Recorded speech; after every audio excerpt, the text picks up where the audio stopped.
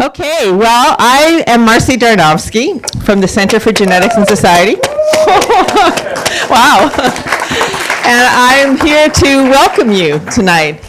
And we're really excited about this conversation tonight. We think that the idea is to bring together a set of issues, a set of critically important issues that aren't often considered together, and to bring together a wonderful set of speakers who haven't been on the same stage before tonight, so this is a first, and to have them help us think in smart and engaged ways about these very urgent issues. So for us at the Center for Genetics and Society, we see that both climate change and proposals to control the traits of our children and future generations, that these are both connected, that these are connected to each other, and that they're both urgent challenges of social justice. But to be honest, when we came up with this idea for an event called Climate Crisis, Designer Babies, Our Common Future, we really were not sure what to expect. We didn't know if other people would see the dots that needed to be connected the way that we do. And actually what happened was that the registrations started pouring in. And we got up to 400 for this 200-person room, and we said, ooh, we better stop. And we put a note on the website that said, sorry, we're not going to be able to let you in. And the registrations kept coming in. So there is interest in it, and I'm really happy that you're all here with seats, with stickers, and that you'll be with us tonight for this conversation. So before we jump into it, I just want to take a very few minutes for some housekeeping details and introductions. So first, the plan for the evening. We're going to begin for the first hour or so with Osagi offering John and Bill some questions and having them talk among themselves. And after about an hour, we're going to turn to your questions. And we're going to wrap up around 8 or shortly thereafter, not 8:30 as some of the publicity says. So we are going to leave about 20-30 minutes for questions from the audience, and there are 2 ways that you can submit questions. And you can do it either way at any time throughout the conversation. So the first way is the old-fashioned index cards that were on all of your seats. You can write your question on that, and Osagi will pause a little bit before we turn to audience questions and remind you about that and ask you to pass the index cards to the center, and then we'll collect them from you, so the people on the aisles in the center, if you don't mind holding on to them for just a few minutes. The second way that you can submit questions is at any point during the conversation.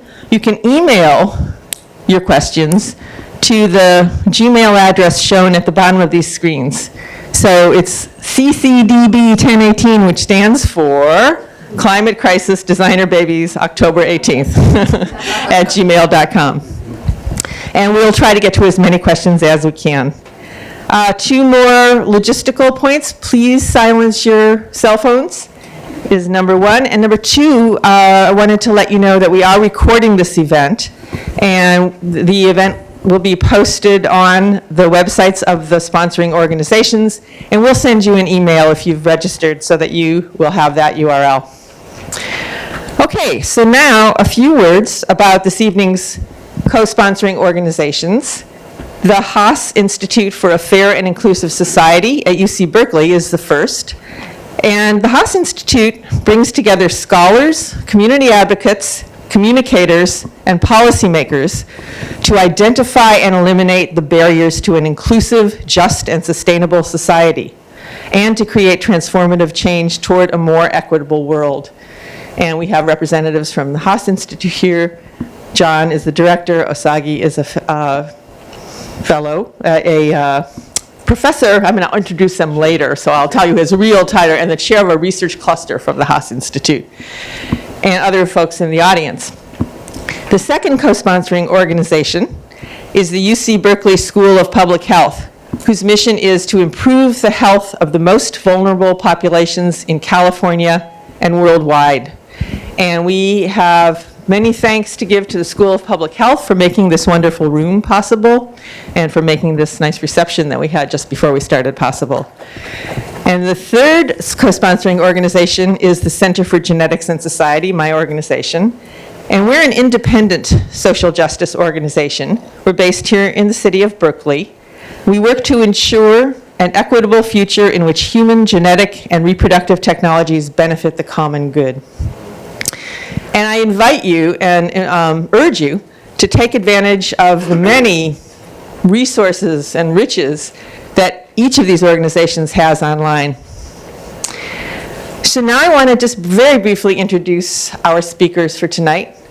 And I'm going to start with John Powell, who is the director of the Haas Institute for a Fair and Inclusive Society and professor of law, African American studies, and ethnic studies. And that's all here at UC Berkeley.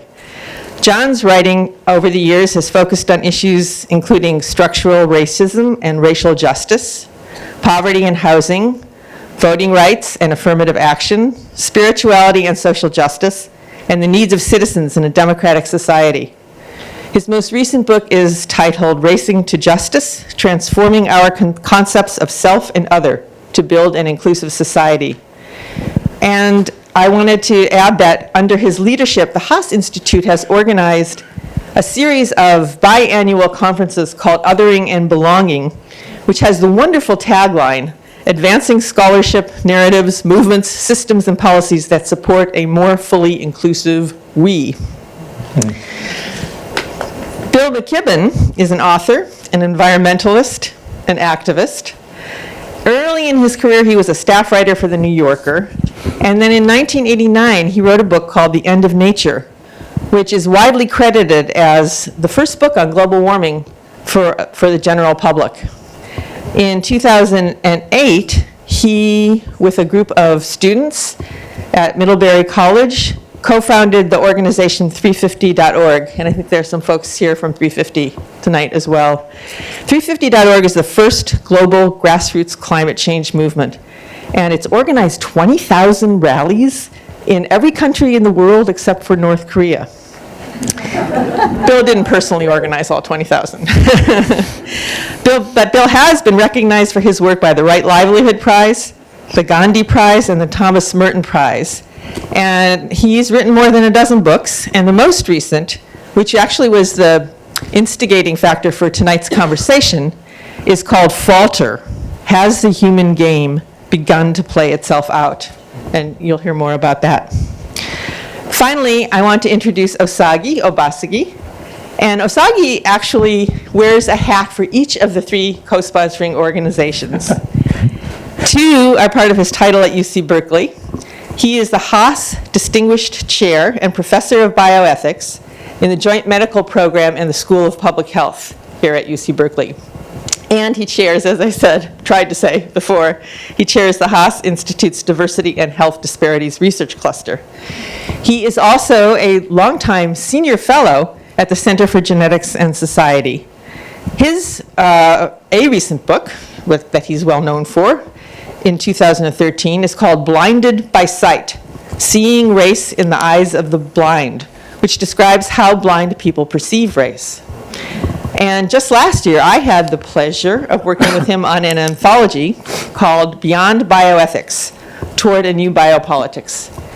And that's it. Now I have the pleasure of turning it over to Osagie, to John, to Bill. Thank you. Great. Well, thank you, Marcy, for the introduction. So as Marcy noted in her remarks, this conversation starts from a unique provocation. And that's the idea that climate change and human genetic engineering seem like two separate conversations. So the former being oriented towards understanding how human behavior can lead to dire consequences for the environment, and the latter more focused on this idea of how reproductive and genetic technologies can allow scientists and researchers to control the traits of future humans. But a closer look allows us to see that these ideas are shared by a common ideology, and that both could drastically undermine our human future. So this discussion is really oriented towards, or trying to bring attention to, the role of social values and social structure in thinking through these challenges, and to show that the parameters of the discussion is not simply about technical issues such as carbon emissions or how to edit the genome, but more fundamentally about how we treat and understand one another and the kind of future that we want to build together. So the first question that I'll ask is for Bill. And so, Bill, you're known by most people by your writing on climate change and the climate crisis. And so why did you include the idea of designer babies in your most recent book, Falter? And to those who are unfamiliar with the terms human genetic engineering and modification, can you briefly go over what that is and what challenges it poses for our human future? Absolutely. First, what a pleasure to be here. And so many thanks to Marcy, who deserves enormous credit for persevering with this question for a long time, when it was hard to get people to pay attention. And now, as finally it sort of comes to the moment when people are, it's awfully good to have you here ready to go. And I'm very grateful for all the help over the years in thinking through these questions. Look, some of this, some of this we're talking about very locally. Some of this work that what we now call CRISPR technology came from right nearby. And it's fascinating work, incredible technical accomplishment that holds all kinds of promise, and not at all to be dismissed. It's probably important as one begins, since not everybody knows all about this, to just make the most basic distinction between what you would call somatic genetic engineering and germline genetic engineering. The first is a kind of extension of medicine as we've known it. It's treating people who have an illness, existing people with something that can be corrected through. And I don't personally, I mean, there's plenty of questions to be asked about the role of big pharma and how we deliver medical care and so on, but I don't see philosophical dilemmas and things that arise from the idea. Germline genetic engineering is very different. It's the use of this technology to improve human beings in embryo, to produce new characteristics they would not otherwise have, and ones that they will then pass on, yea, unto the generations, as it says in the good book. And that does seem to me something that we might want to pay serious attention to. I will say, just as we start, I mean, when I wrote The End of Nature in 1989, we were at the beginning of this discussion about climate change. It hadn't yet happened. We were still talking about something, sort of issuing warnings about what would happen if we didn't. Well, we didn't do anything about it. We went full speed ahead, and now we're in a world where, to keep Northern California from burning down, we turn off the power now for millions of people. So and that's the smallest of the inconveniences. I mean, there's other people who are already leaving the islands where they've lived for 5,000 years or whatever else because of what we've done. I think one of the things we should say about germline genetic engineering is it would be good to have the conversation before, not after, we've turned the world upside down. It would be nice to have that conversation and to have it, at least it overlap in certain ways with what we've learned about climate change. The iron law of climate change is the less you did to cause it, the more and sooner you suffer. There's sort of a series of questions about power and things embedded in all these questions, but also a series of questions about what it means to be a human being. One way to think about both these things is that human beings have become extraordinarily powerful in a way that they never were, at least. Maybe you can date it to the first explosion of the first nuclear weapon, but certainly our ability as a species to change the composition of the atmosphere, and hence the temperature of the planet, and hence things like the existence of ice caps or coral reefs or whatever, and to do it all in the course of 30 or 40 years is a pretty remarkable extension of our power. And now the possibility to change what human beings have been for as long as there have been human beings is a pretty remarkable thing to contemplate, a pretty remarkable extension of our power, our size, and so we should think long and hard about it, and that's why it's so good to be having these kind of conversations now, it seems to me. Thank you. And so, John, much of your scholarly work and advocacy has focused on civil rights and civil liberties, structural racism, housing and poverty, and as well as democracy. So how do these concerns connect with the climate crisis as well as the prospect for human genetic engineering? Well, first of all, let me join Bill in thanking Marcy and Osagi and the various organizations around Berkeley that's supporting this effort, and thank all of you. These are really, really important issues. It's hard to imagine anything more important. And in some ways, so as it was suggested in terms of reading about my history, when you hear all this, there's all these different areas, and they may sound disparate, but really what I'm concerned about, and always have been concerned about, is about human beings and life. And so if you think about it, and I focus most on people who are at the margins. And I'm doing work right now, and been doing for the last few years, in Detroit around water. And a lot of people know about Flint, but Flint was actually part of the Detroit water system. And when I go to Detroit, which is the largest black city in the United States, although it's declining in population, and you say, what do you think about climate change? People's like, don't think about climate change. But then you say, what do you think about water? Then you hear a lot of expletives. People think about water a lot. Literally, people are not getting water. People are dying from polluted water. People can't afford water. And while we talk about Detroit, we could be talking about Cape Town. We could be talking about Mexico City. In the United States, there are 740 cities in the United States that are facing a water crisis. And it's sort of interesting that it shows up, and the way it shows up is that in the first instance, people see it as race. It's like, well, those black people in Detroit, they don't know how to actually manage their water. Now, the Detroit water system actually serves 40% of Michigan. It was built 150 years ago when they dug up Woodward, which is the main thoroughfare in Detroit, to repair some of the pipes. Some of the pipes were made out of wood. That's how old they were. And at the time that they made those pipes, there were 2 black people in Detroit. Probably maybe 3, but it wasn't a black issue.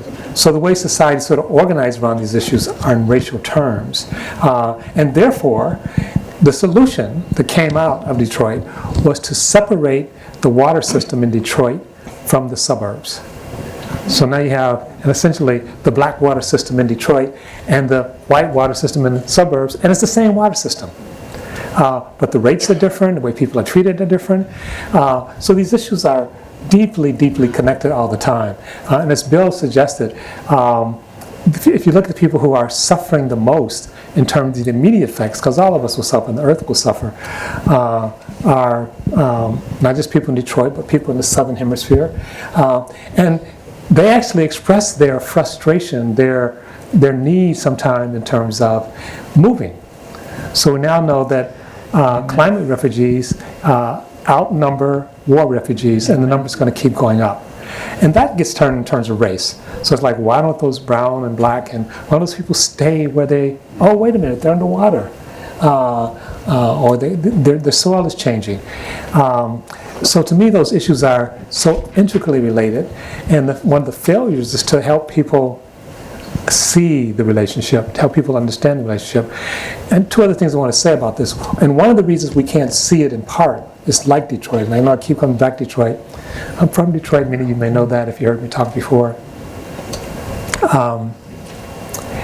When issues show up in the black, brown, native community, they're ignored. And it's only then when they migrate to the white community, it's like, oh, we have a problem. And we sometimes lose decades because it's again, when they show up in the black community, the native community, it's like there's something wrong with those people. We don't look at systems. And the other thing, of course, the Bill does a really great job in his book, is that in order to address Detroit or any of these problems, you need collective action. And we have an ideology that's dominant in the country and in many parts of the world, and certainly here in the Bay Area, where we have what I call progressive libertarians, who don't believe in collective action. They think collective action is bad. And some of us who associate ourselves with the left or progressives fall into that same trap. I don't join groups. I'm a liberal. I'm a libertarian. And you can't address climate change. You can't address water. You can't address designer babies at the individual level. Before I turn it back to you, Osagi, just two other points I want to make. First of all, Osagi, he's asking questions today, but he's like one of the people who's the most creative in terms of pulling different things together, and just we are really lucky to have him here at Berkeley. And I also want to acknowledge Denise Hurd, who's my deputy director at the Haas Institute. But I should not be here. I flew in today from New York, but that's not the reason I should not be here. I should be on grandfather maternity leave because Monday my daughter picked up a 5-week-old baby, and I should be there helping. But I tell you that because it's pretty cool. But also I talked to my daughter today, and she's completely frustrated because 95% of the baby formula is toxic. And she's running around trying to get non-toxic baby formula that affects the brain and affects, this is climate change. And where does she has to go try to get European baby formula because they don't let them pollute in the same way that the United States does. So this is immediate. This is not an abstract issue. This is an issue that affects all of us. Thank you. So next question is for Bill. So much of the conversation around climate change focuses on these highly technical issues such as carbon emissions and the rise of ocean waters, and similarly around designer babies is often a technical issue about off-target edits and other types of scientific topics such as that. But in your new book, Falter, you focus on a key ideological challenge that animates many of these concerns. And this is this hyper-individualism that John touched upon a few minutes ago. And I was wondering if you can elaborate more about how hyper-individualism is driving many of these concerns. Sure. I mean, if there's been a guiding philosophy for America for a considerable while now, it's been you're the most important thing on the planet, you yourself sitting there. That's what it means to live in a high consumer society. Don't limit yourself in any way because that would be bad for the economy. And the ultimate expression of this, in many ways, would be the ability to, to purchase and design your child. Let's think about, and one of the great ironies of it is that this libertarian notion that one should be allowed to do it is in some ways the most anti-individual, anti-libertarian idea there's ever been. I mean, there's 1,000 good practical reasons that I think we'll talk about to be very wary of human genetic engineering. Questions around diversity, around power, around money, around things that can go wrong. Let's just put those aside for 1 minute and say, what if it works exactly as it should and everybody has access to it and whatever.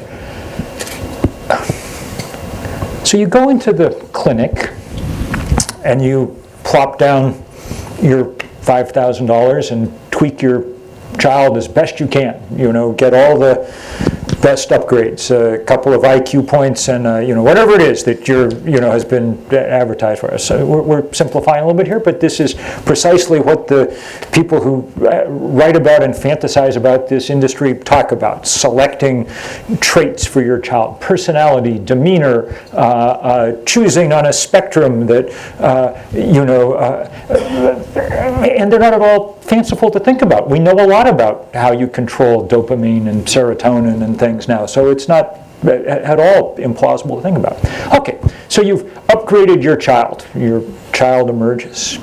You go back a couple of years, your daughter decides another, second child, and you go into the clinic and you plop down your $5,000 a few years later. Well, science marches on. Your $5,000 buys you a good deal more this time around, right? Some more, like whatever it is. Well, what's your first child now? Your first child now is iPhone 6.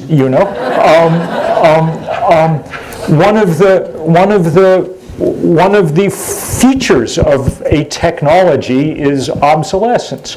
One of the features of human beings for a very long time has been a kind of deep connection back into time with everything that came before. We can look at, cave paintings on the wall from 40,000 years ago and have some kind of reaction to them as if they're because they are from people more or less like us. Consider now from the point of view of the child who has been engineered. You're 12, 13, 14, you wake up some morning and you find yourself feeling unaccountably happy with the world. Is this because you've fallen in love for the first time? Or is it because your spec is kicking in, that you're getting the hit of whatever you've been? Well, that's a deeply new thing for humans to have to, and it goes deeply to the question of what is a human and how do we want to imagine ourselves. For me, these are the first set of sadnesses that hang over this question, just in a way as, for me, the first set of sadnesses that made me think about climate change in a deep way. Back at the beginning, we're not about, we didn't yet have, we could anticipate the kind of practical dangers and horrors that were coming, the people who would have to, couldn't farm in Bangladesh, or who would, all those sort of things. But really, we could also anticipate the end of a kind of relationship with a world larger than us, a world that ran to some degree on its own principles, a world that we could fit into instead of dominate. And that sadness for me was what first animated it's not so much what animates my work now, because now we're in the thick of the fight, but it's worth, I think, trying to kind of just for a minute step far enough back to figure out what we value about, what we value about a child coming into the world. Thank you. So this question is for John. So how is climate change a racial justice issue? You talked about this a little bit earlier with regards to what's happening in Detroit, but I wanted to give you an opportunity to talk a bit more broadly about how these issues that are often thought about, changes to the environment, may have disproportionate impact on certain populations and communities. Well, I will talk about that, but not right now. Because I want to actually start with the disposition that actually creates the supposition that we should dominate nature. Not simply who it affects. And I actually talk about this some in my book, because what Bill just described in terms of, I'll be a little bit provocative, and some of you have heard me say this before. So who are these people that believe that nature is to be dominated? that we're to extract stuff from the earth and then leave it, that everything has a utility controlled by someone else, and that some parts of life and people are better than already, before we even do any design, that certain people are better than other people. And I want to suggest that's the core of both what we might call the ideology of whiteness, and more specifically what we call white supremacy. It's believing that certain groups of people are better than other groups of people, and the people that are less than are to be exploited. And the people that are less than are oftentimes exploited in part because they're actually close to nature. So why is it that it took so long? We're just coming up on the 100th year anniversary where women got the right to vote in the United States. Why did it take so long? Because we have this whole ideology that women, while we kind of needed them, but we couldn't trust them because they were too close to nature. Emotional. And so those things that was considered, and I say we, not because I wasn't considered part of that we. And it's actually very graphic when you look at it. One of the most infamous cases in the United States history is Dred Scott, which many people think led up to the Civil War and pushed us years earlier into the Civil War than we would have been otherwise. And the issue with Dred Scott, among other things, was could black people be part of the polity? Could black people be real citizens? Could black people belong?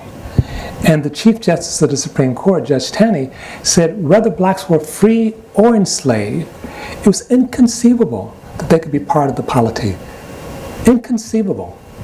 And that no state had the power to confer upon black people the rights of federal citizenship. And in a sense, we're still fighting those battles. So that notion of the right to exploit, the right to extract, the right to dominate is already deeply embedded in the ideology of whiteness, especially as expressed in America. And so it's not surprising then that the people who actually are closest to that ideology are willing to have a very problematic relationship to nature. And one of the books I like is called Down to Earth. And the author makes the invocation that we should not say we're humans advocating for nature. He says it's more accurate to say we're nature advocating for nature. And so if you accept that notion of superiority, even without design babies, we're already into what I would call a kind of racism, a kind of sexism, a kind of hostility toward nature. And you know, and some people, I think it's Genesis 1:23, God gave man dominion over the earth and every living thing. Wow, what a terrible position, right? And so it's already there. It's already there. And then that extension, and anything then that tries to interfere with that is seen as just wrong. Not just as wrong, but it's like we're the best, we're the smartest, and the assumption is if I have power, if I have money, it's because I deserve it. And I think we have to go beyond challenging white supremacy to challenge human supremacy. To assume that, you know, wasn't it Galileo that got kicked out of the church for 500 years because he suggested that maybe the earth, and by extension, humans were not the center of the universe? And some people are reasserting that, yes, we are the center of the universe, and you're just here to do our bidding. And that we does not include people of color, does not include women, does not include people with disabilities, does not include nature. If you think about it, and this is it just runs throughout our history. The justification for taking the land from native people was that they were not using the land productively. And they were letting the land just exist. And it's like, that's clearly savage. And again, that was a Supreme Court case. Johnson v. Teotihuacan, if you want to read it. So this wasn't just some wild-eyed, crazy person. This was the court justifying. Look at them, they're wasting all this land. We could be exploiting this land. We could be mining this land. We could be extracting this land. And so it became both an attack on the land and an attack on Native people at the same time. So those things have always been closely related. And I think this notion of supremacy and domination and separation from each other and from nature runs throughout when we talk about racism, sexism, homophobism, and more importantly, whiteness. And I always make the point that whiteness is not a biological or genetic trait. It's a psychological, social trait. And we need to, I say in a just world, no one would have to live their whole life embodied in whiteness. You want to add to that, Bill? No, I think that that's really powerful. And I think that to sort of go off the last part of that, it is worth remembering that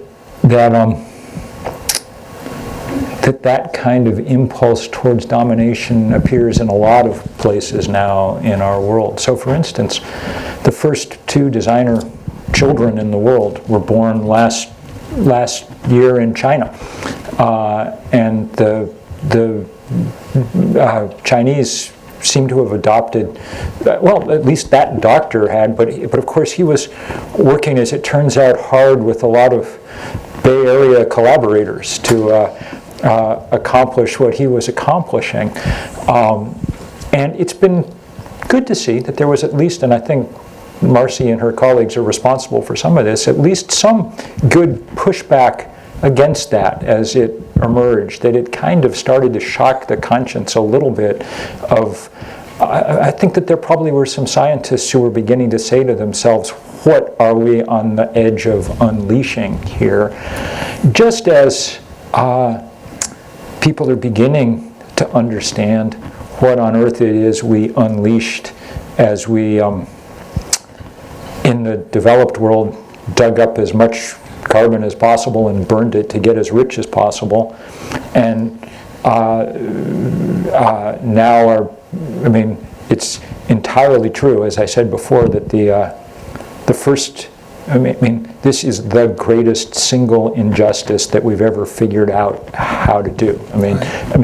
Literally now, we've taken away through colonialism and 1,000 things from people around the world, but to take away the ability to grow food on the piece of land where your ancestors grew it for the last 200 generations, that's sort of almost the last thing to take away. But as with all horrors unleashed, eventually it comes back to bite even those who unleashed it.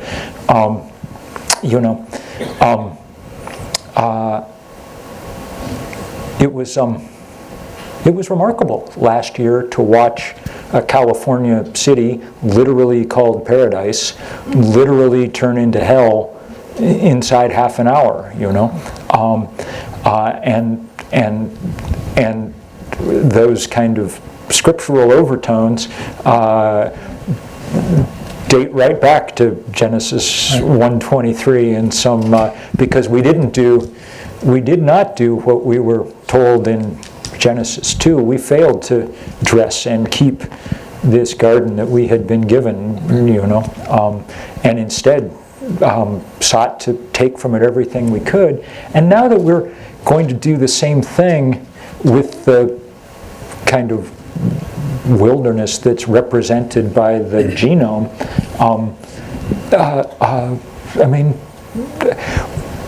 the eventual biting back here will be when we realize that whatever we are, we're not sort of human exactly anymore at the end of it.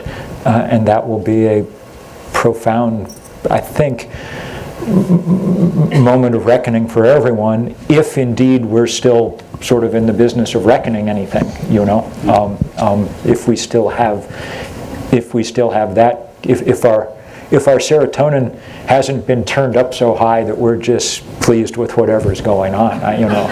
We'll see. But Sagi, if I could just add to that, I mean, think you get this.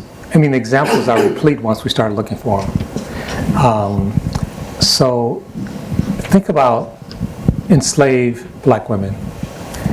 The United States slave trade was that it ended in 1806. No more slaves were supposed to, enslaved people were supposed to be brought to the United States. So what do? So women, black women became cattle. They became, they literally, black women their job was to produce babies to be slaves. And the babies could be by white men or black men, it didn't matter. But they were to produce babies not to live their lives, but to be enslaved. And then later, they decided, okay, maybe we have enough black people. So they start sterilizing black women, saying you can't have kids anymore. And they didn't just limit it to black women. They said, okay, if you got some quote unquote defect, called a disability, you shouldn't have any offspring. So we start sterilizing women who were disabled. And I just came from New York, and I was meeting with, among other things, Alexis McGill, who's head of Planned Parenthood and reproductive justice. And today, there are 75 lawsuits trying to hold on to the woman's right to control their body. There's this attack, right? So there's the same notion that somebody, usually men, feel like they have the right not just to control their own body, not just to control what they think and do, but they control everybody. And they're willing to use the courts and guns and laws to make this happen. So this right to control, right to dominate, extends across nature, extends across people, and it's so closely related between how we think about race, how we think about the other, who belongs, who's in the we, and who's not. And we certainly don't include certain people in the we. We don't include nature in the we. Yes. Nature's just there to be exploited. And when it's completely exploited, we'll go to Mars and start all over again. And that's no joke. It's worth noting that the one common denominator between all the richest people on Earth right now is that they're building rocket ships. Okay, I mean, literally, that's their. I mean, one does from time to time think we might be better off if they departed, but it's that's the end game. So I just want to remind folks that we will start the question and answer session in a few minutes. So you have index cards in your seats, so jot down questions and move those cards to the middle, and someone will come by and pick them up. And we also have the opportunity to email questions in at the address on the screen. So Bill, in Falter, you make a really interesting ideological and political connection between climate deniers like the Koch brothers and transhumanists who are, it's a group of people who want to use technology for extreme purposes such as radical life extension and enhanced intelligence. So how do these two worldviews connect in terms of the climate deniers and these transhumanists? Well, this goes back to some of this question that we were discussing before about individualism. And one of the things that I try to do in the book, and I've got to say it was the most painful part of the writing for the book, was really spend a lot of time thinking about someone who I think it turns out to be one of the most important political figures in recent history, Ayn Rand, who I think you can make an argument may be the most important, if most malevolent, political philosopher of our time. Her basic credo is, you're not the boss of me, don't tell me what to, no one should tell anyone what to do, be as selfish as possible, okay? That's not a caricature in any way of her thinking. It's exactly what she kept saying. And B, it's basically been our political credo in this country, at least since Reagan. That's what it's about, you know. Collective action, the government, that's the problem, not the solution. Do what you want. And so you see that with the Koch brothers, who want no one, you know, I mean, no one infringing on their right to pollute the world as much as they want, you know. They and their many kindred billionaires now around the country who are part of this same network. There's a guy I describe in the book who, one of their big funders who's done an immense amount of damage in Michigan, who in part was motivated by the fact that the EPA came down on him. He got mad because they wouldn't let him sell arsenic-tainted mulch for use in playgrounds, okay? I mean, so, I mean, don't be the boss of me. Well, so you go to Silicon Valley, and they seem not at all like the Koch brothers, you know? Everybody's driving Teslas and going kite sailing on the weekend and, you know, whatever it is. But they're absolutely in the same place about not wanting anyone to get in the way. I mean, you know, the guy who started Uber, Travis, whatever his name was, literally had, you know, Ayn Rand's book cover as his avatar on Twitter, all, you know, one after another. I mean, that's their hatred of the idea that anyone might get in the way of their disruption of things is. I mean, and look at the result. I mean, if there's a you know, analog in the kind of political world to what happened with climate change and the kind of pollution of the most fundamental, in the political world, the incredible pollution of our minds, our politicals, by the kind of constant, endless iteration of lies and nonsense across Facebook and whatever is the perfect analog. And, you know, I mean, right through today, Mark Zuckerberg is, you know, denouncing anybody's attempt to in any way control the endless spewing of whatever you want, because, well, because in the end, you know, he's made tens of billions of dollars doing it, so how could it be wrong, you know? That kind of entitlement to, you know, to be allowed to do anything you want was argued for by people like Rand on not only on philosophical but on utilitarian grounds. This was the way, and, you know, and people like Milton Friedman, whatever. This was the way you would grow the economy fastest. And perhaps in that, at least in the short run, they were right. If you take off all limits on behavior, all attempts to regulate, whatever, at least for a little while, things get very large, you know.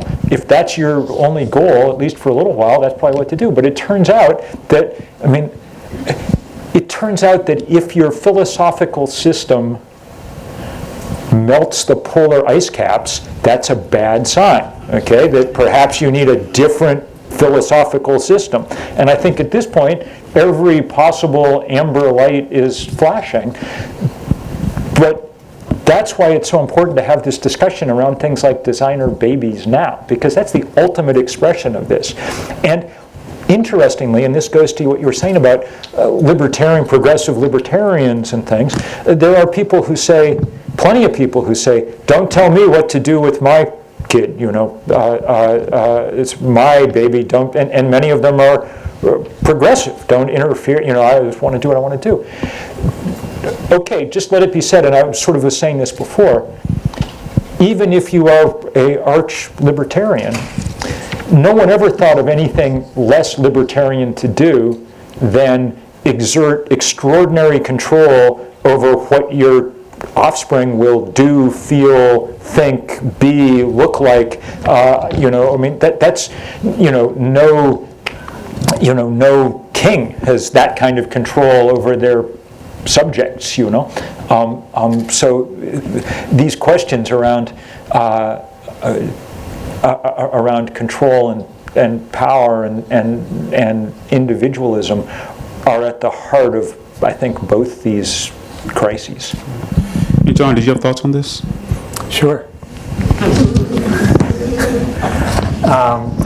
You know, I talk about in my book about Hobbes, and it's sort of interesting because someone asked Hobbes the question, can someone have complete control to be able to do whatever he wants to? It was he, it wasn't he or she, it was just he.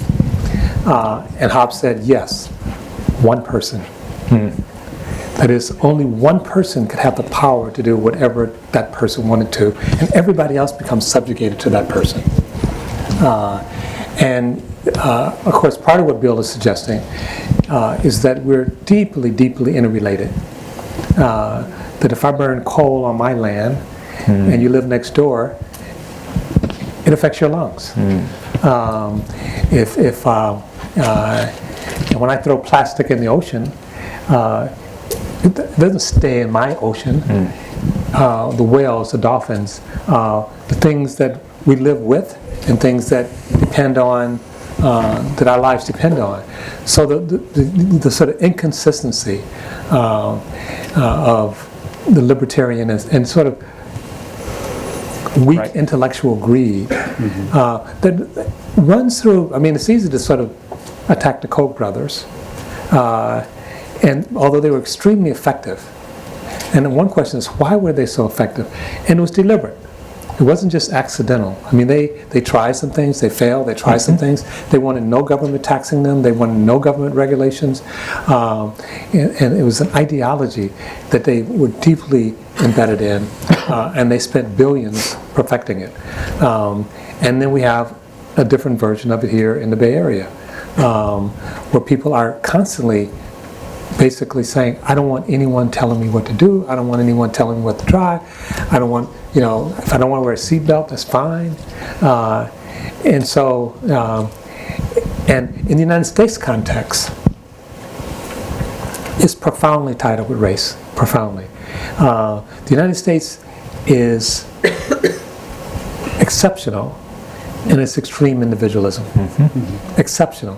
And if you trace the history of that, because there's a period where people of European descent and people of African descent made common cause. They lived together, they had children together, they fought against the elites together. And the elites decided that's not a good thing. We don't want these people together, so let's separate them.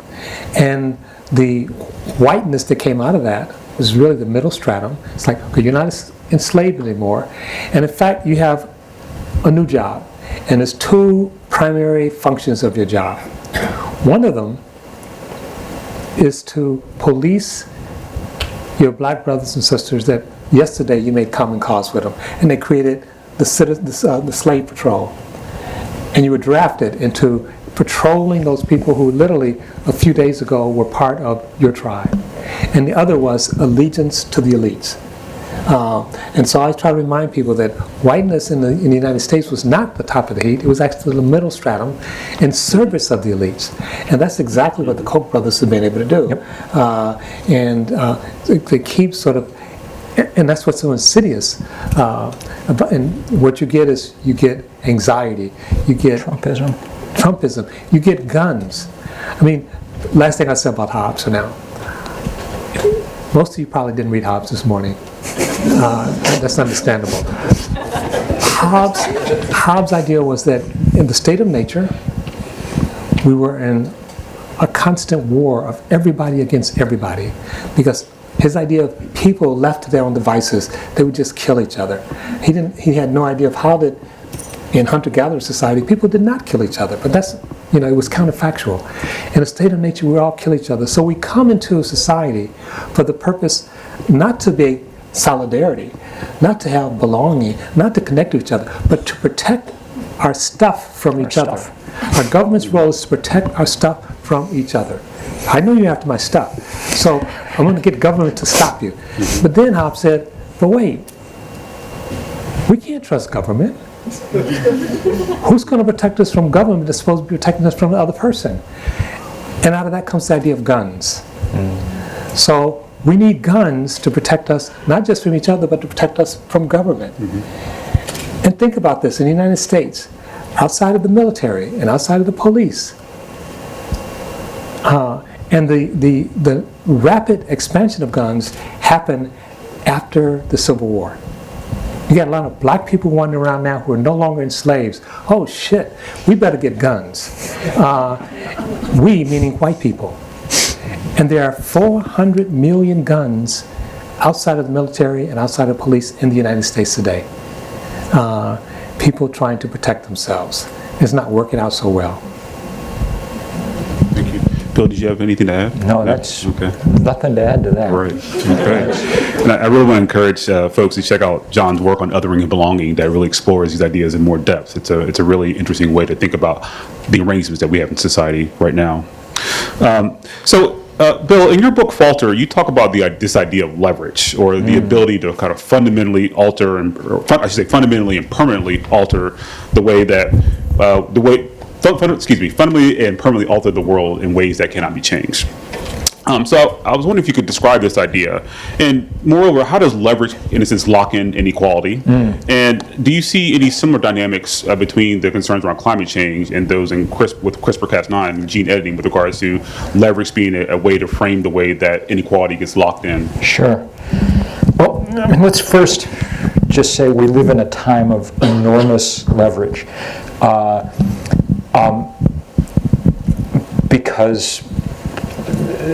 Because there's a lot of us, but mostly because we live at a level that consumes and uses an immense amount of stuff. Again, noting the we that John's been noting. It was literally impossible for people to change the world until fairly recently, because the world was much bigger than we were. You could pollute wherever you happened to be, but you had no way to melt the ice caps in the Arctic. You had no way to change the chemical composition of the atmosphere. As John has pointed out, there were an endless and ingenious number of ways to oppress other people and hold them down, but no one had actually invented a way to make that permanent until one figured out how to start playing around with genetic modification that would be inherited forever, And by the way, this is not like some set of fantasies that people outside have. The guy, one of the first books I ever read about this many years ago was by a guy who was then may still be a professor at Princeton, a guy named Lee Silver, and who also now runs one of the biggest what's the name of his company? Gene Peaks. So in his book, he makes no attempt to argue that somehow this sort of technology will be available equally. To his credit, he doesn't even pretend that there's any chance that we will. And why would you? We live in a world where, in a country, the richest country in the world, but, large sections of it can't even, get dental care. So why would we think that we were going to make, gene improvement widely available? So he says, well, here's what's going to happen. Just let's be serious here. Before very long, after a few generations of doing this, we'll have two species of people, the gene-rich and the naturals, and they won't be able to mate anymore. Okay, that's a pretty extreme version of the things that John's been calling our attention to, and this is not someone who's opposed to this technology. This is someone who's going to try and make an endless amount of money off it. Okay, but he understands precisely where it's going.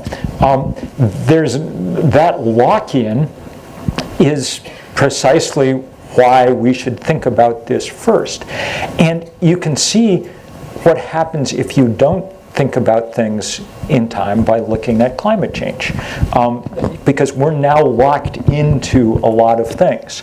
We don't. There remains. I don't want to be despairing completely about climate change, though it's a pretty desperate moment. There remain things that we must do, and I spend my life doing them, trying to, make those fights. But let's be clear: we've already locked in deep permanent change. This is already by far the largest thing that human beings have ever done, and it will be read in the geological record for millions of years to come, what we've done already, you know. So when you live at a moment of leverage like that, you've got to be a lot more careful. It was memorably Oppenheimer at the explosion of the first bomb at Alamogordo, who looked up and quoted from the Hindu scripture, from the Gita, said, "We are become as gods, destroyers of worlds." Well, you know, we were able, because the human imagination at work is a powerful thing, we were able to imagine the effect of mushroom clouds over cities well enough that so far we've avoided repeating what we did at Hiroshima and Nagasaki. The next year seems like we may be going to test some of that, you know. But the human imagination so far was not capable of understanding that the explosion of 1 billion pistons inside 1 billion cylinders could cause the same kind of damage, but it could. We melted the ice caps.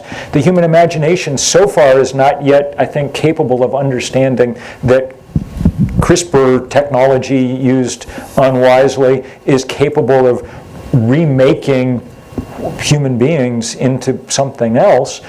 We better get our imaginations in gear, because we live in a moment of great leverage, and we, the people of this time and place, and especially the we that John is describing, are going to make a lot of these choices, and very, very fast. Like climate change, we have 10 years of leverage left, or so the scientists tell us. And you know, with germline genetic engineering, we're obviously tiptoeing up to the line, and the Chinese went across it, you know, last autumn. So leverage is probably a key word. Great. And John, do you have thoughts on this idea of locking in inequality? I do. So a couple of things. So in his book, Bill makes the observation that 70% of Americans believe that climate change is real. So you would think in a democracy, if you had 70% of the people saying something was a problem, there'd be action. After Parkland, in terms of the mass shootings, I think the number was even higher, where something like 80% of Americans thought that sensible background checks made sense. Never even got A vote. Never even got a vote. So when we talk about leverage, we have to, and I'll just say, you know, when I was reading Bill's book, I said, this is a great book. It is so depressing. Maybe I should go to the end and see what the happy ending is. I think that's the next book. So the thing is, what do we need to do? How do we actually exercise leverage ourselves? That's right. And we make a mistake that in a democracy, first of all, we assume we have a democracy, that the majority actually will carry the day. That's right. It doesn't happen. Why doesn't it happen? And how do we actually understand power to move things? And a friend down in Stanford named Doug McAdams writes about this. He says, if you look at the democracies and study them, you find out it's the people who are best organized who actually move to democracy. And they can be best organized in terms of money, or best organized in terms of people, or both. Again, money in a way is collective action in of itself. If you're a billionaire, that's already leverage for collective action. Most of us, probably none of us, don't have $1 billion. What we have is each other. Now, here's the rub. If we have each other, and if we can actually make government really work for us, we're never going to get 100%. So it's not going to be like you're going to sit down and have a rational conversation with Exxon about climate change. Because Exxon, again, Bill talks about this in his book, Exxon knew before we knew that climate change was real. But by some accounts, there's somewhere about $80 trillion worth of fossil fuels still buried. And so they have a different strategy. Okay, we're going to mess up the earth. We're going to take the $80 trillion, and we have all these different escape outs. You know, move up to the top of the mountain, buy an island, leave the planet, buy suckers. You know, and so it seems to me that in terms of getting control, we have to have a way of doing that. And I say that because even those of us who are consider ourselves on the left have bought into the ideology that we can't trust government and we can't engage in collective action. There's no way that we can actually address climate change. There's no way that we can actually address the oil industry. There's no way that we can address the gun industry without collective action and without an effective government. So we have to actually move beyond just sort of, and what we know is that millennials, which are now larger than baby boomers, so those are the two largest age groups in the United States, millennials are larger. They protest and don't vote. Baby boomers vote but don't protest. Baby boomers win. So we have to have a different strategy for exercising leverage to actually get this job done. Cool. I think that that's absolutely right. And one way to sort of say that is the thing that Exxon would most like people to believe is if there's a problem with the climate, the solution is for each of you slowly to change your habits. It's your fault, you know, go at it. Recycle. Right. And I mean, it's a very good idea to recycle, and my house is covered with solar panels, but I do not try to fool myself that that's how we're going to deal with this problem. Climate change has reached the point where you can't deal with it one Prius at a time, okay? The most important thing that an individual can do, in a sense, is be somewhat less of an individual and join together in the movements that offer some hope for reshaping the basic economic and political ground rules.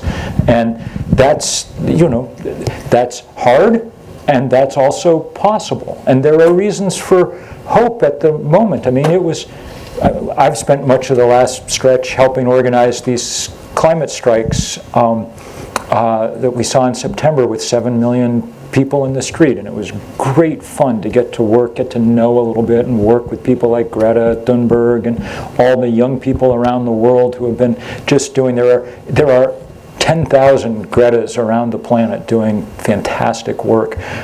Extraordinary number of them from indigenous communities, from frontline communities, various kinds. It's really fun to watch. So that's good. There's also something mildly undignified about taking the largest problem that's ever existed on the planet and assigning it to junior high school students, you know, to solve. So it would be good for everybody to get in gear. I would just want to say one real tribute to the people in the UC system who worked for a very long time and a month ago won a great victory when the UC system divested its holdings in fossil fuels, much as it did in apartheid South Africa a generation before. Thank you so much to people who worked for that. It meant a huge amount. Great. Well, thank you. So I think this is a good place to end this conversation and to start a new one. So this is how this is going to work, is that we've had folks who have been collecting questions from you all, both online and in cards, and they have been emailing them to me. So I'm going to check my email and start reading questions. Here's the part. Okay. So first question, what are some preliminary policy recommendations to ensure CRISPR-Cas9 doesn't further health inequities due to race and socioeconomic status? Excuse me.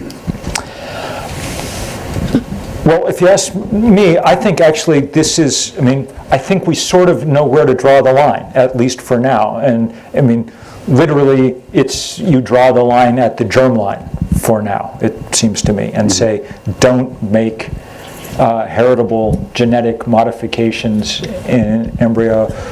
Don't do it. You can go up to that line, and there can be long, important ethical discussions about how to do it, what to do short of that line, how to do it. But until wiser minds than ours evolve, I think we'd be very wise to stay short of that actual line. There's, draw a line in the gene, as it were. So.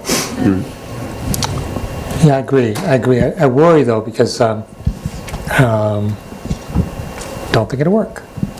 I mean, once something is there, it's not just the Chinese, right? It's like once something is there, the temptations to do it and the incentive to do it. I mean, just look at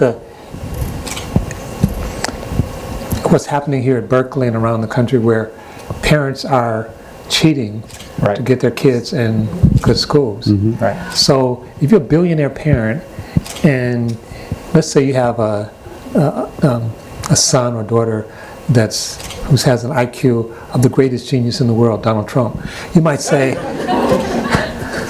yeah, let's do something. Right? But anyway, so I think we have to have to draw that line. We also have to change the incentive structure. Because one of the things that happens in terms of education and other things is we create the scarcity model. And so the idea that if you're the smartest, if you're this, then you get to collect all the stuff in opposition to everyone else. And I'm on a lot of these committees, like the future of work, and there's always a question about, well, if we don't need all these people to work because of the robots, then what are we going to do with the people? I think the wrong question. If robots are creating wealth, who does wealth belong to? And I make two assertions. All wealth is commonwealth. Say that again. All wealth is commonwealth. Now, how we distribute that wealth, what we do with it, it should be a collective decision. And we shouldn't decide because I have a robot and the robot did something, that whatever the robot creates is mine. The same in terms of quote-unquote intelligence. And then the provocative question I ask is if we do have robots, and there's just something in the paper today that baristas in the Bay Area will soon be robots. There's already one in San Francisco. So you get your coffee served to you by a robot. But I also ask the question, if robots are black and white, and male and female, would it be paid the same? Just asking. Yes. We have a robotic coffee machine on this first floor of this building. And I've been raising the ethical issues around that with my students for the past year or so. And so I'll leave it at that. So we have two questions that are similar, so I'll read them at the same time and we can dive in. So the first question is, what promises and challenges do you see for the potential use of genetic editing technology for the adaptation of humans to climate change? And then the second question in a similar vein is, there seems to be some real resonances between geoengineering solutions to climate change and engineered babies. Can you speak to this? Sure. You want me to take this first? You want to go first? Let me pony it up and then hand it off to you. The first question, using genetic engineering to adapt to climate change, not going to happen. First of all, some people will do that, but that we will be very small. And again, I keep referring to Bill's book. So one imagined solution is like, we will science our way out of this. And I would also invite you to read Harari's book if you haven't already read it. He says, okay, so we're talking about 2, maybe 3 different species. So you have natural humans, then you have enhanced humans, and then you have robots. Do we think they're going to all get together, get along harmoniously? And Harari he says, how will robots and even enhanced humans that are more intelligent and more powerful and live longer than natural humans, how would they relate to natural humans? And he says, if you want to get an idea, look at how humans relate to other animals. There's nothing to suggest that that's going to be equitable, that that's going to be fair, that that's going to be humane. So the idea that we're going to let the earth go, excuse my French, to shit, but we'll have people who can live in the shithole. Another book I'll recommend, it's called The Three-Body Problem. It's written by a Chinese science fiction writer. And there's one scene in one of his books, it's a trilogy, where the elites are trying to figure out how to leave the planet. And they only have a spaceship big enough to take a few people. And again, Bill sort of addresses this in his book. Not everybody's going to go. They're not talking about 7 billion people in the hands. They're talking about a select few. Many of them live down in Silicon Valley or in Texas where they do oil. They're not talking about us. So I don't think it's a real solution. I don't think it's a healthy solution. And it still has this sort of extreme break with nature. It's like we can conquer nature, but we can enhance ourselves to deal with the fact that nature is no longer supporting us. So to me, it's just extremely problematic. So check this out. There's one guy that I write about in this book. How do you say his last name? Salavescu, something. Julian from Oxford. His thing about how we're going to adapt human beings, genetically engineer them to deal with climate change is, since human beings can't figure out these problems on their own, democracy, won't work, whatever. So we're going to breed genetically engineered children to have a lot of compassion, and then they will grow up and pass the necessary laws to deal with climate change. Well, I mean, laying aside the distinct practical problem that this, by the time this race of, wonderkind have reached the age where they're, enacting these things, the planet will already be 4 degrees warmer. Just lay aside the practical problem, which does not somehow seem to have occurred to this Oxfordian in his work. I mean, just think about sort of what that says about his understanding of who we are, which is a species not in any way good enough to deal with the problems facing us. There's a kind of horrible dislike of human beings at the core of a lot of this work. And of course there are reasons to dislike human beings. There are parts of us but there also are very good things about human beings. I mean, we're funny and kind and often and and worth. We should be willing to defend our worth as a species and to demonstrate our ability to solve the problems that are before us. And the point, and this goes directly to the point that you made before. The reason we're not solving climate change is not because there aren't enough people who care about this and would like to solve it. 70% of people would. I mean, if there were any people on Earth that one sort of hoped you could retroactively genetically engineer, it would be people like the Koch brothers, who do have something has slipped in their, humanity to the point where their selfishness is so deep that it threatens all of us. But I do not think we should try to retroactively genetically engineer them. I think we should build big movements that stop them from doing what they're doing.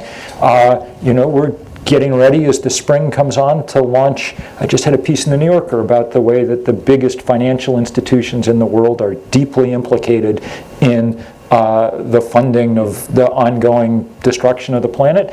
We're going to do our best to take on Chase and Citi and BlackRock and the kind of heart of global capital, and we'll see. We'll see if we're capable of doing this. Look, the two great technologies of the 20th century were solar panels and nonviolent social movements. And the two of those things offer us some hope of being able to deal with these problems. But none of it happens by itself. It's collective action that is required, and it's possible. It's not guaranteed. That's one of the things that's nice about the human condition that we're now in. Nothing is guaranteed. We get to figure it out for ourselves. And if you could build a race of robots that didn't ever pollute the world or cause trouble or whatever else, and they replaced us, that would be, on balance to me, an enormous loss. Because what would be the point? The game that we've been trying to play for 10,000 years would be over. And it would, literally, it seems to me it would be game over. And that's our job to avoid. Our only, our job is to keep the game going, and if it doesn't have an end, it seems to me, the human game. There's no end point that we're headed for, but there is a kind of aesthetic to that game, and it's to try and increase the amount of dignity in the world. That's how you tell if you're playing it well, and at the moment, we're definitely not. So before we go to the next question, I just want to do one provocation. So I'm not a humanist. So there's a game, but I don't think it's a game of just humans. We share the earth with thousands of other species. So this isn't just about us. That's right. We have to, and we're in relationship with them in some profound ways. Sometimes we don't like it. But to me, if we manage to maintain humans and let everything else die, or kill everything else, not let it die, kill it, that's what it is. To me, it's still sort of a very sad world. And there are literally half as many animals on this planet as there were in 1970. So we're exactly halfway to the end of that project. So this is a question that we've touched upon for the past hour and a half or so, but I think it's useful to have an explicit conversation. And the question is, what's the relationship between designer babies and eugenic thinking? Very close. And it is. I mean, it's the idea that you're designing a super race, and it's, with them, and especially in this environment. I mean, who's going to make those decisions? Who's going to have the money? There's already implicit in the assumption that if you're rich, you're smart, and if you're smart, you deserve it. And people may have cleaned it up a little bit so they don't say it in terms of racial terms or whatever, but it's a very similar mindset that some people are deserving, some people belong, and some are surplus. We don't need them. And some people actually come very close to saying that. Some people are smart enough not to say it, but it's right there. I remember being in a discussion with someone about the distribution of wealth in the world, and someone argued that we shouldn't be taking rich people's money from them because they had worked to earn it. So here, let me give you two things. If you made $5,000 a day and didn't spend one penny of it, and you started that practice when Christopher Columbus got lost trying to find the new world, you still wouldn't be a billionaire. You still would not have $1 billion. The second is, I said to this person, so you're saying people who have $1 billion, they worked hard and made it, they deserve it? I said, yes. And I said, so you're saying that Bill Gates has worked harder than 37 million black people combined because he has more wealth. This one person has more wealth than all the black people in the United States. Are you really saying? I believe he worked hard.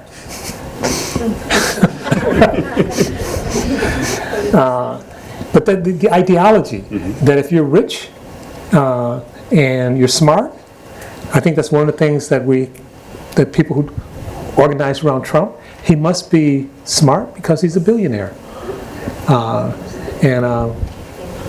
Anyway. Amen. Did you want to add to that? No, I just. Okay. So we're I want to second that. So we're just about at our time, and so for our last question, someone asked, "Are there any signs of hope?" So we all know we are all very familiar with how bad it is, and how can things not be so hopeless, or what can we do to change, or are there positive signs of hope that change will occur? Well, things are not always a straight line. Their efforts. We live here in California. California is trying. We have higher EPA standards, and as you know, the federal government, that Trump is now talking about suing California to reduce our EPA standards. But I think there's a tension, because sometimes people think you generate hope by giving people good news. And if you tell people things are bad, you just depress them, and it's not a recipe for action, and we need action. But the climate extension people are actually generating movement by actually sharing people, but you have to give people something then to do, something. It's like, okay, then what?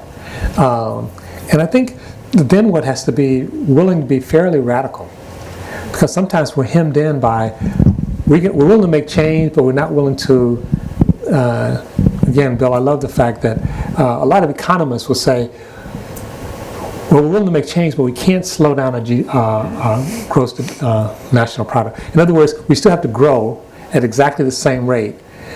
We still have to have as many cars on the road. We still have to, and so all the things that are already in place hem us in. We have to be willing to radically shift that. And I think people are. And I think people are willing to do that. But we have to have imagination. We have to have collective action. We have to reclaim government and insist that government works for us. This is not a political ad, but Bernie Sanders, when he ran for president in 2016, they attacked him over and over and over again because he's a socialist. He's a socialist. Today, especially among millennials, more people identify as being socialist than capitalist. That's actually amazing in a very short period of time. And socialism, among other things, suggests kind of a collective action. We need to harness that. So I think that there's some opportunity there. And I'll just end by saying, hope, I'm not buying it, but neither am I buying despair. We got to engage and act. We don't know if we're going to win this game. We don't know if we're going to be around, but if we don't show up, we definitely won't be around. So I really want to encourage us to get active, to get engaged, and to be willing to and use the big brains that we have to make a difference. Yeah, absolutely. And there's a sense in which the things that we're dealing with now are kind of a question of whether the big brain was a good adaptation or not. It can clearly get us in a lot of trouble. And my suspicion is that it may have more to do with whether we have big hearts or not that get us out of that trouble. Yeah, there's reasons for hope. Look, let's talk about different kind of engineers, not genetic engineers, but the engineers who've been building solar panels and wind turbines have dropped the price of them 90% in the last decade. That's an incredible gift. That means that if we wanted to make rapid progress on climate change, we could. We can't solve it at this point. We can't stop it, but we may be able to stop it short of, cutting civilization off at the knees if we work really hard. And if we do it around the world, as Tom Attanasio in the back of the room has pointed out powerfully again and again.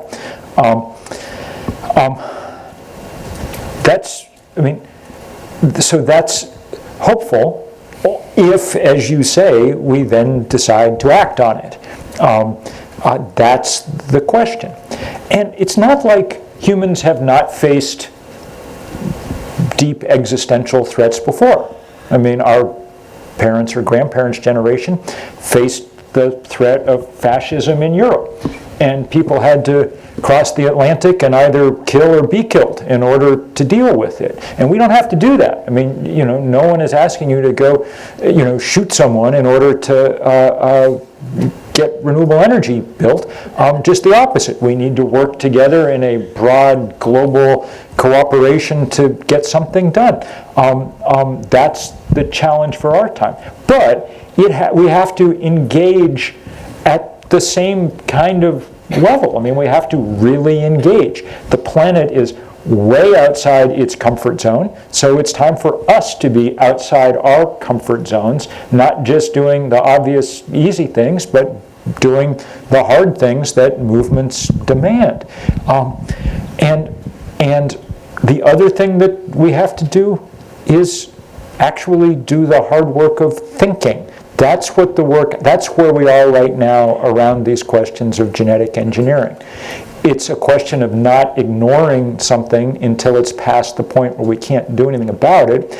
It's the question of harnessing our imaginations, which are the best thing about us in a lot of ways, our ability to imagine things, in order to work through the implications of this, in order to think about what it would mean to engineer a child, you know. And it's no accident that the people who are doing the best job of this are science fiction writers.